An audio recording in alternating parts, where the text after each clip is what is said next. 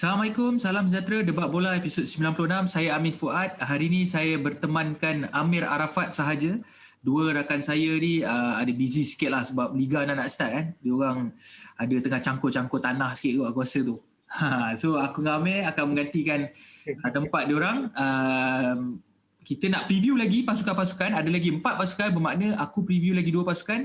Amir akan preview lagi 2 pasukan. Tapi maafkan kami kalau ada sedikit kekurangan lah sebab info banyak kita nak share kan hari ni. So aku start dululah Amir. Sebab aku rasa Terengganu ni panjang sikit. Aku start dengan pasukan Terengganu. Terengganu ni sebenarnya dia sebenarnya dah kira FC lah. Terengganu FC dah lama tapi dia dah diswastakan.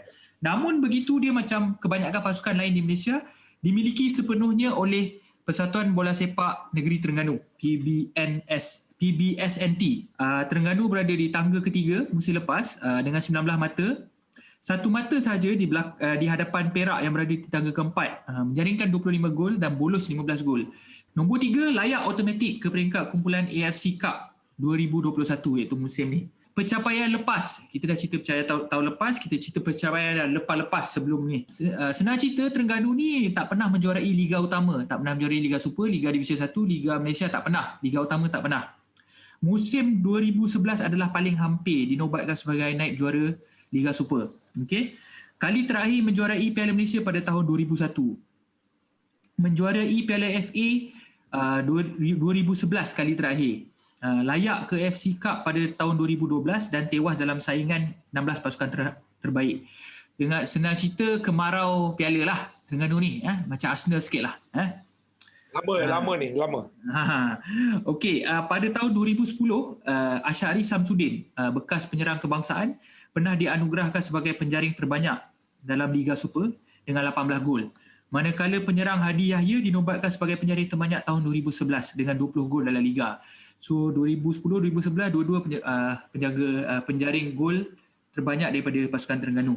Okey, 2012 pun sama, tapi kali ni Francis Fokido dengan 15 gol, penjaring terbanyak dalam Liga Super. Okey, filosofi yang diterapkan oleh pasukan Terengganu iaitu daripada coach Nafuzi Zain, daripada jurulatih Nafuzi Zain, ketua jurulatih, menerapkan corak permainan secara hantaran pendek, build up daripada bawah, cuma tempo aku rasa perlu diperbaikilah supaya lebih laju.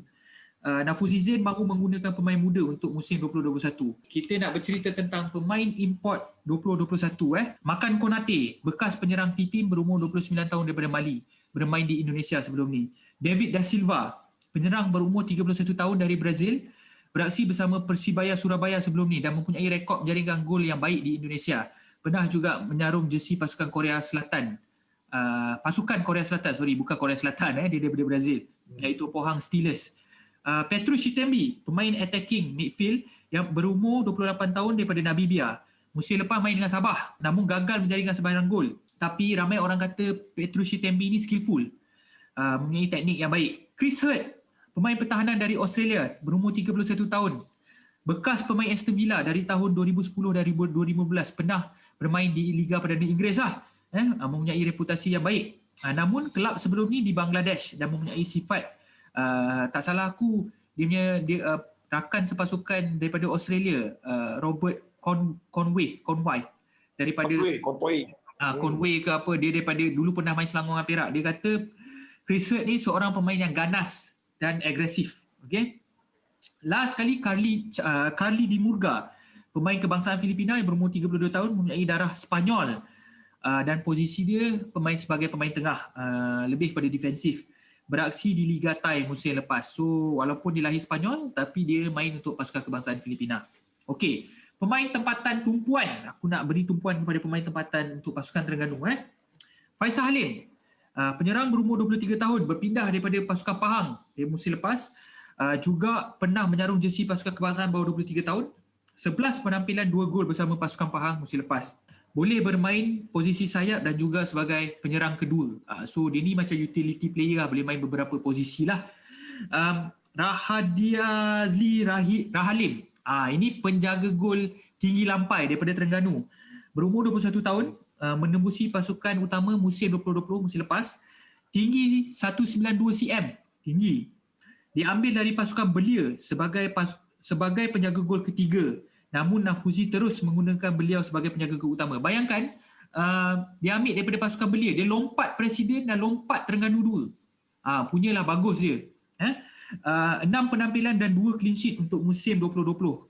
Okey, Nick Akif. Ini pemain antara pemain favourite daripada Kelantan. Ya, juga pemain kebangsaan bawah 23 tahun. Berhijrah daripada Kelantan FC. Cara permainan beliau dikatakan sesuai dengan strategi permainan Nafuzi Zain. Suka short pass, hantaran pendek dan sebagainya lah. 11 penampilan dan 2 gol bersama Kelantan FC musim 2020. Namun Kelantan FC main di Liga Perdana. Arif Anwar berhijrah daripada UiTM FC, penyerang berumur 25 tahun, penampilan 8 kali dan menjaringkan 1 gol untuk UiTM. Beliau juga menjaringkan 2 gol dalam saingan Piala Malaysia 2020 sebelum ditunda musim lepas. Asnan Ahmad, pemain tengah berumur 27 tahun dari UKM FC, penampilan sebanyak 11 kali bersama UKM musim 2020. Beliau juga adalah kapten UKM FC tahun lepas ataupun musim lepas.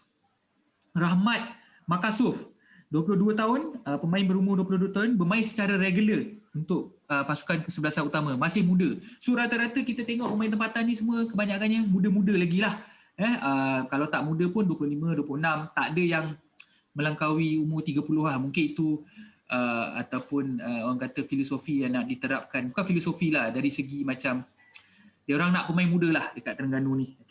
Okey, aku nak cerita sikit isu semasa untuk pasukan Terengganu ni. Ada kontroversi sikit sebenarnya pasukan Terengganu ni bila kita bercakap pasal kebanyakan daripada selatan JDT selalu cakap macam kita perlu contohi pasukan Terengganu, tapi pasukan Terengganu ni tak perfect, tak sempurna.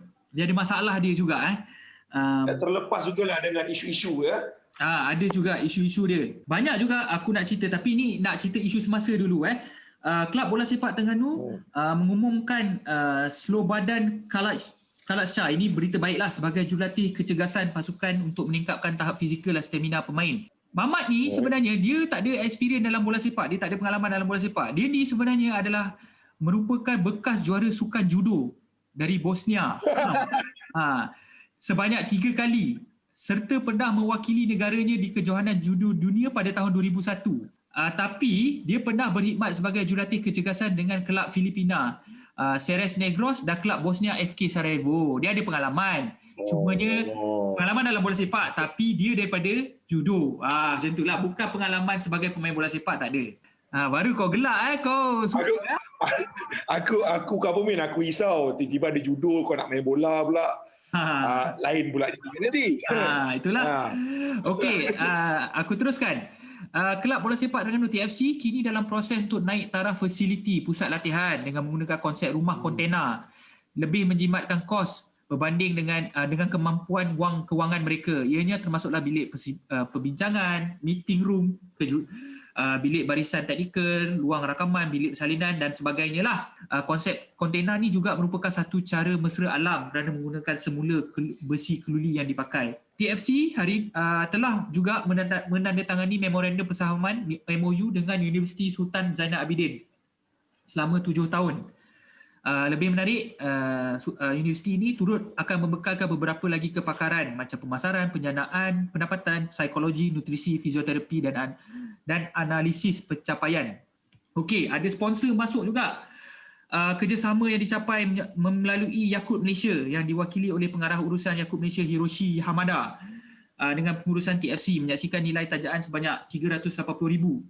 Tak banyak lah, tapi ada lah, dan beberapa perancangan program-program pembangunan bola sepak Akaumbi bersama TFC. Last kali ni tak berapa sedap lah nak dengar. Ini yang aku kata ada masalah sikit. Pernah ada isu nak gulingkan CEO TFC baru, Abdul Rashid Jusof, selepas dilantik Exco Kerajaan Negeri.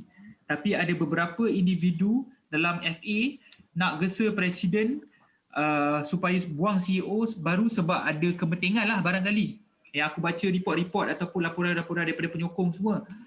Katanya orang FA Terengganu ada juga dalam BOD MFL. So diorang ni yang tak nak CEO baru ni. So itu yang penyokong Terengganu marah. Dia kata CEO ni baru dilantik, tunggulah. Tengoklah macam mana KPI dia dulu setahun 2 tahun kan. Kenapa nak kena pecat? And then mungkin ada keputusan CEO tu tak menyenangkan orang lama dalam FA Terengganu. Ini yang kita diberitahu. Ada juga kata cadangan Hairudin Omar sebagai timbalan technical director tidak diluluskan FA. Katanya sebab Hairuddin Omar ni lantang. So kononnya macam tak boleh kerjasama dengan FA yang sekarang. So dengan kata dengar cerita lah, katanya macam mungkin CEO ni buat benda yang tak tahulah, mungkin progresif ke apa, mungkin FA tu rasa macam tak sekapal dengan dia lah sebab dia orang lama kan. Basically ini isu yang isu normal dalam bola sepak Malaysia bila kelab bola sepak berstatus FC tapi isi dalamnya masih lagi orang-orang FA. Jadi dia dah dua different tapi masih lagi ada tangan-tangan gaib tu lagi. Jadi susah bola sepak ni. Tak, sebab idea baru, fresh idea yang fresh apa semua dibawa masuk untuk tukar, tapi orang-orang lama ni mungkin tak nak tukar. Macam itulah lebih kurang. Senang cerita macam itulah. So itu yang dihadapi oleh TFC sekarang ni, dan aku harap CEO tu akan kekal lah sebab banyak pembaruan yang dia dah telah buat, macam training ground, kerjasama dengan universiti. So benda-benda baik kan, buat apa kita nak tolak kan? Yeah. Okey, Amir teruskan dengan logo yang kat belakang tu macam pokok Christmas tu, nampak tu. Kita nak Christmas comes early orang kata. Okey, kita terbang ke pantai barat, dari pantai timur kita terbang ke pantai barat, ke Melaka United FC yang sudah diswastakan dengan nama Melaka United FC dari Melaka United Soccer Association. Maksudnya pemecahan itulah. Sekarang ni dengan CEO baru Datuk Muhammad Saiful Mat Sapri. Mungkin mulakan dengan musim 2020 dululah. Melaka mengakhiri liga di kedudukan orang kata hovering, berada di atas paras relegation. Apabila berada di tangga ke-9, kita kena sebabkan kita cerita pasal sejarah Melaka ni tim yang penuh dengan sejarah. Jadi aku rasa kita kena tengok balik apa sejarah Melaka United ni dalam pertandingan bola sepak Malaysia ni. Melaka United ni dia last sekali juara Malaysia, dulu dia panggil Liga Amatur, yang mana sekarang dia panggil Malaysia Super League lah, Liga Super Malaysia. Diorang last pernah tahun 1983. Lepas era zaman semi pro dan Liga zaman pro pada 2004 bila Malaysia Super League dimulakan, Melaka United bermula dengan Melaka berada di Liga Perdana 2004. Selepas tu diorang naik ke selepas 3 tahun diorang naik ke Liga Super. Diorang overhaul semua pasukan diorang ni, pemain pegawai, termasuk pegawai pasukan ditukar. Diorang ada big budget lah, diorang tukar semua. Tetapi untuk 2007-2008 punya musim diorang tak mendapat keputusan yang diingini sehinggalah diorang terhumban jatuh pada tahun berikutnya, pada tahun 2008 ke Liga Perdana dan seterusnya ke Liga M3. Lama diorang ada kat Liga M3 sehinggalah diorang muncul balik pada 2016. Diorang muncul balik sebagai juara Liga Perdana pada 2016. Diorang muncul juara Liga M3 pada 2015. Jadi agak lamalah, dekat 7 tahun diorang ada dekat dalam Liga M3. Pasukan Melaka United ni juga diorang pernah bertanding di kejuaraan Asia, di kejuaraan Kelab Asia ataupun sekarang dipanggil AFC Champions League pada tahun 85-86. Ini zaman-zaman kegemilangan yang mana zaman-zaman ni Santok Singh pun pernah mewakili Melaka United dulu. Untuk bercerita untuk musim 2021, diorang melengkapkan kesemua 5 kota import. Import pertama ialah Alex Dos Santos Gonçalves. Dia ni ialah penjaring ketiga terbanyak bagi Liga Indonesia tahun 2019. 17 gol untuk 28 penampilan bersama dengan Persela Lamonang. Lepas daripada Persela Lamonang tu dia berpindah ke Persikabo 1973. Itu untuk musim 2020 tapi tak beraksi lah. Tapi Mamat ni memang banyak beraksi di klub di Brazil, di Romania, di Turki. Diorang ambil pemain ni sebab pemain ni seorang pemain yang gemar roaming dan hebatlah. Dia punya aerial duel tu, dia tu hebatlah. Aerial duel ni tanduk. Dia punya tanduk tu aerial lah. Lepas tu berani menggelecek ke kawasan lawan. Ini antara quote daripada Zainal Abidin sendiri. Seterusnya skuad Zainal Abidin Hassan mendapatkan seorang lagi penyerang, Stefan Nikolic. Ini 30 tahun daripada Montenegro. Mamat ni ex pemain Steaua Bucharest, Incheon United dan CSKA Sofia. Pemain ini pernah banyak bermain di kelab-kelab di negara Balkan, dekat Eropah macam Serbia, Romania, Russia, Poland, Croatia. Semua ni dalam tempoh 10 tahun. Dalam 10 tahun tu dia main 10 kelab. Maksudnya satu season satu kelab. Memang dia ni seorang pemain yang jauh perjalanan dia, luas pemandangan. Seterusnya Soleh Node. Sony Node ni antara import yang dikekalkan. Seterusnya Melaka mengekalkan seorang lagi pemain import diorang untuk kota Asia, iaitu daripada Korea Selatan, Jang Suk Won, centre back. Dia ni ialah pemain ex-pemain Seongnam FC dan Fagiano Okayama, klub Hadi Fayat di Division 2. Dan yang terbaru melengkapkan kota import diorang ialah Manuel Gilberti Ott, 28 tahun. Mamat ni, pemain ni ialah dia mengisi kota import ASEAN, berpengalaman bermain di klub Jerman antaranya TSV 1860 Munich dan FC Ingolstadt. Seterusnya kita ke pemain tempatan. Melaka membawa masuk pemain yang pertama Khairul Helmi Johari, Kion, centre back, ex-captain Kedah. Mungkin akan bergandingan dengan Jok Sok Won tadi tu, centre back mungkin. Ini antara pemain lama, nama lama dalam bola sepak Malaysia. Ada honors sebagai team member ataupun menjulang kejuaraan 3 kali bersama Malaysia Super League, FA Cup bersama dengan Kedah. Semua skuad dia daripada dengan Kedah. Seterusnya dia orang bawa masuk Wan Zahrul Nizam, Wan Zakaria. Ni winger kecil. Kita biasa dengar, ini antara nama yang orang kata golden generation yang memenangi skuad SEA Games 2011. Ini antara player yang boleh memberikan kombinasi. Cuma chemistry tu kita akan question dan kita akan tengok sewaktu perlawanan Liga Malaysia bermula. Macam tadi aku bercakap pasal isu tadi, tak ada apa sangat melainkan isu yang normal, iaitu isu gaji. Melaka United ni tak terpaling, tak kurang dengan isu tunggakan pembayaran pasukan utama, skuad presiden dan curan funds. Ini pemain keracukan Malaysian Australian. Ada juga tunggakan bersama dengan Naruto Wild sebanyak 241,000 lagi. Diorang diberikan sehingga 17 Februari minggu lepas untuk selesaikan hutang bersama curan funds atau berdepan hukuman potongan mata. Katanya dah selesai.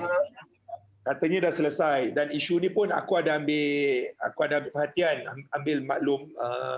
Waktu kejadian tu ada kecoh sikit sebab CEO daripada PFAM dia keluar ada kenyataan. Sebab Datuk Muhammad Saiful Mat Sapri ni dia keluar kenyataan dah bayar. CEO tu balas melalui media sosial juga. Dan kemudian aku tak ingat nama lawyer tu pula komen kat bawah tu. Lawyer MUFC lah. Dia kata bukan masalah kita, masalah you kena tanya bank lah. Kan? Jadi kalau duit dah masuk, jadi macam itulah isu ni. Isu tu berlega di media sosial, aku ada ambil perhatian, maklum. Tetapi tidak kurang daripada itu, Melaka United juga dikatakan hampir diturunkan ke Liga M3 sebab hampir dibatalkan lesen perlawanan kerana gagal membayar hutang EPF dan LHDN. Ini menyebabkan lesen pasukan itulah untuk bertanding bagi kejohanan Liga Perdana dan Liga Super tidak dibenarkan. Tetapi berkenaan dengan isu curan fund ni, menurut arahan daripada FIFA, diorang akan digantung satu jendela perpindahan. Jadi itu aku masih lagi menunggu pengesahan isu tu. Jadi itu berkenaan isu-isu gaji lah. Tidak kuranglah Melaka United ni dengan satu lagi isu seperti isu di Perak juga, isu logo. Isu logo ni jadi sensasi sebab dia katakan logo pokok Christmas yang kau cakap kat belakang ni, inilah pokok Melaka, Min. Jangan buat malu nanti orang kata kita tengok sejarah pula. Pokok Melaka ni dia kata macam umpama pokok dekat satu kafe kopi dekat Australia, milik Burn Buns, something like that lah. Kan? Tapi orang Melaka lah tu. Orang Melaka lah ni buat hai. Hawa betul. Tetapi Presiden bola sepak Musa, Melaka United Soccer Association pula buat kenyataan. Bukan CEO yang buat kenyataan. Presiden Musa yang buat kenyataan. Padahal ini logo MUFC punya. Dia buat kenyataan. Dia kata, kita dah buat pertandingan rekan logo dan dimenangi oleh penyokong Melaka United, iaitu Muhammad Asri Abdul Aziz yang berasal dari Sungai Siput, Bubuk Cina, Alu Gajah. Dia kata ada dekat 100 logo yang mencipta logo ni. diorang pilih. Diorang yang pilih, diorang kata ini paling berkenan lah sebab ini ada identiti yang dekat-dekat sikit. Aku rasa itu berkenaan dengan pasukan Melaka United yang masih lagi nampak macam ada tangan-tangan lagi lah, tapi aku rasa itu isu normal dalam bola sepak Malaysia sebab ini tahun pertama pengasingan secara total antara kelab dan football club. Ada orang kata Melaka United ni ada kabel besar dalam FM. Tak tahu lah betul ke tak. Orang kata. Tapi kita kena ambil maklum bahawasanya Deputy Presiden untuk Persatuan Bola Sepak Musa tu sendiri, Persatuan Bola Sepak Melaka sendiri, dia ialah Deputy Presiden FM. Tu pandai-pandai lah fikir lah. Dan jawatan yang tidak dipertandingkan. Jadi kabel besar tak besar, kau fikir sendiri. Okey, aku nak cakap Sabah, nak cerita pasal Sabah sebab kita pun tak banyak masa. Sabah ni kita go briefly lah. Sabah ni menduduki tangga ke-10, hampir diturunkan ke Liga Premier. Tapi selamat di tangga ke-10 sebab diturunkan ke Liga Premier tanggal 11 ke 12. Pemain yang masuk Sabah, pemain tempatan adalah Rahman Shah Marijah dari Bobby Gonzalez dari Pulau Pinang, Joslan Aping daripada Piala Presiden, ini dia ambil daripada Presiden. Tanah Balan pemain bawah 23 tahun daripada Kedah, Amri Yahya, pemain legenda daripada pemain kesayangan Amir daripada Selangor, tapi dia masuk daripada Sarawak United musim lepas, main Sarawak United. Dan juga Sadir Ramdhani. Sadir Ramdhani ni pemain import lah daripada Bayangkara Indonesia. So ini pemain yang masuk. Dan ada juga lagi pemain import lagi 3 orang selain Sadir Ramdhani. Ada Levi Madinda, Sam Johnson daripada Real Salt Lake daripada USA, Risto Mitreski daripada Armenia. Tapi aku nak cerita kat sini, dia ada kekalkan Pak Tai Su, pemain Korea Selatan tak salah aku. Pemain import ni aku nak tumpukan perhatian kepada Sam Johnson sebab cerita Mamat ni menarik asal Sabah ni. Okey, Sam Johnson ni dia berumur 27 tahun daripada Liberia. Aku dah pernah ceritalah dalam gosip bola sebelum ni. Dia pemain kebangsaan Liberia. Kalau kita tengok pemain ni, dia boleh kata muda lagi lah, 27 tahun. Peak age lah orang kata. Musim 2019-2020, dia bersama pasukan MLS di Amerika Syarikat, Real Salt Lake. Dengan 10 penampilan menjadikan 1 gol bersama Real Salt Lake musim 2020. Musim COVID ni tak banyak game. Okey, tapi pada tahun 2018, beliau dinobat sebagai penjaring terbanyak di Liga Norway Division 2 bersama pasukan Vålerenga. So, sebab itulah MLS Real Salt Lake ni, pasukan Real Salt Lake ni beli pemain Sam Johnson ni masuk ke MLS dan menggunakan kuota pemain import diorang, pemain yang paling termahal, cap yang paling termahal untuk masuk Mamat ni. So Mamat ni sebenarnya mahal. Mamat ni juga pernah menjadi pemain termahal Liberia selepas legenda George Weah apabila dia pindah ke pasukan China, Wuhan Zal. Wuhan ni favourite Amir lah, dengan wang perpindahan sebanyak 4.2 juta euro, 20.4 juta ringgit. Tu terkejut tu bila Sabah rapat tu. Pernah ada kabar angin untuk kepasukan gegasi sebelum ni seperti Sevilla, Bordeaux dan CSK Moskow. Namun dekat Salt Lake ni dia macam kurang berjaya. Salah satu sebab dia mempunyai beberapa masalah seperti masalah macam tak ada motivasi dekat sana, hubungan tidak baik dalam dressing room dengan rakan sepasukan. Dia juga pernah kantoi mengadakan malam pesta, parti semasa lockdown di US dan salah seorang tetamu beliau ditembak. Ni real real. Dan selepas itu beliau tidak kembali ke Real Salt Lake. Kontrak telah ditamatkan. Jadi Mamat ni sebenarnya dia ada reputasi macam bad boy sikit lah reputasi. Dan orang di Liberia panggil dia macam lone wolf or something like that lah, lone star ke apa, something like that. Dia boleh kata salah seorang pemain yang boleh beri impact yang besar, tapi ada orang kata dekat Sabah dia kena attitude dia kena betul lah, kepala dia kena betul, baru dia akan boleh perform. Aku nak cerita sikit isu semasa untuk pasukan Sabah. Okay, Sabah FC ni pernah melantik jurulatih kelarian Sarawak awal tahun, tak salah aku, Lucas Kalang Laing sebagai pengendali baru untuk mengganti bagi menghadapi saingan Liga Malaysia musim 2021 untuk menggantikan jurulatih dari Indonesia Kurniawan Dwi Yulianto sebagai ketua jurulatih. Lepas tu Timbalan Ketua Menteri Sabah Datuk Seri Bong Mokhtar dilantik sebagai pemangku presiden pasukan bola sepak Sabah di samping CEO Sabah tak salah aku meninggalkan pasukan Sabah dia kena pecat ke apa aku tak tahulah, ataupun dia tak puas hati dia belah. Menjelang saingan Liga Malaysia ni musim depan, tiba-tiba pengendali dari Indonesia ni, Kurniawan Dwi Yulianto ni kembali dilantik sebagai pengendali pasukan. So sekarang ni aku tak tahu mana Lucas Kalang lain ni pergi, aku tak tahu. Dia tiba-tiba dah tak ada. Dia tak nak lah kiranya, sebab kononnya CEO dulu yang nak dia. So sekarang dah ada pengurusan baru bawah Bom Mokhtar, tak nak dia. Okay? Lepas tu pengurusan pasukan Sabah FC juga secara rasmi mengumumkan Scott Olorenshaw sebagai pengarah teknikal baru. Okey, yang ni baguslah sebab Mamat ni memang ada background bola sepak dan juga dia ada background sebagai ejen bola sepak dan juga kenal pemain-pemain import apa semua. Ada spekulasi nak bawa masuk Jorge Pereira Diaz, bekas pemain JDT. Okey, tapi jurulatih Sabah berkata dia berminat dengan dia untuk beraksi dengan pasukan Sabah, tapi tidak mahu mengambil pemain begitu saja tanpa mengetahui sejarah lampau, terutamanya mengapa beliau keluar daripada JDT. Diaz tu pun bad boy. Campur dengan Muhammad Sam Johnson tu nanti, mau pecah kepala masing-masing. Nak pecah kepala pemotor. So itu saja isu semasa untuk pasukan Sabah dan itu saja untuk daripada pasukan Sabah. Okay, Matt. Last kali macam biasa kita nak cerita pasal JDT. Aku nak call lead benda ni, aku akan tambah sikit-sikit lah. JDT ni sebenarnya kalau kita nak cerita, macam mana nak cakap Matt? Aku rasa kita pun dah banyak cover, banyak episod khas untuk JDT. Jadi aku pun tak tahu kita nak cover mana. Mungkin kalau aku ada terkurang, kau tambah. Boleh. Sebab isu JDT terlalu banyak. Aku rasa news yang tim yang paling banyak movement news semua JDT. Jadi kita bermula dengan transfer pemain dulu. Transfer pemain untuk season musim 2021 ialah Daniel Amin Nur Hisham dari Fieldar United, ex-Fieldar United. Kita tahu sejarah dia, Bisatan Aden promote dia untuk first team dan dia juga ialah under 23 national player. Selain daripada itu, seorang lagi pemain muda yang untuk jangka panjang juga, Syarian Abimanyu dari Madura United. Okey, seterusnya Jonathan Herrera dari CD Resta Argentina. Menurut pemakluman daripada klub official JDT, dia orang beli dalam 800,000, tak tahu ringgit ataupun USD. Katanya itu gaji.